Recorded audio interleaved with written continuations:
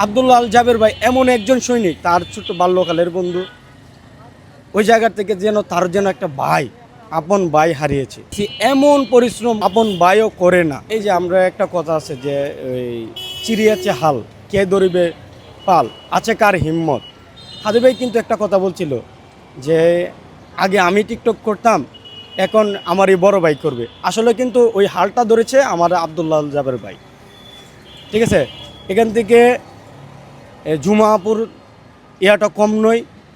তারপর আসাদ ভাই তিনিও আছেন, উনিও অনেক কাটাকাটি করতেছে। কিন্তু আব্দুল্লাহ আল জাবের ভাই এমন একজন সৈনিক, তার ছোট বাল্যকালের বন্ধু, ওই জায়গা থেকে তার যেন একটা ভাই, আপন ভাই হারিয়েছে। ওই ভাইয়ের জায়গা থেকে আমি দেখতেছি এমন পরিশ্রম কোথাও কোনো আপন ভাইও করে না।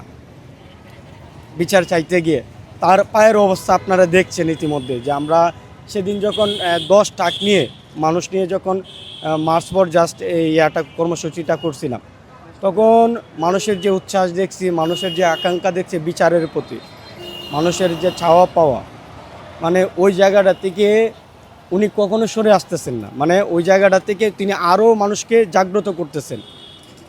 মানে ওনার প্রশংসায় মানে আমরা শেষ করতে পারবো না। ওনার একজন ভাই, হাদির ভাই বললেই চলে। ওনার ওই জায়গা থেকে আমরা ওনাদেরকে আমি বলি যে উনি একজন বীর।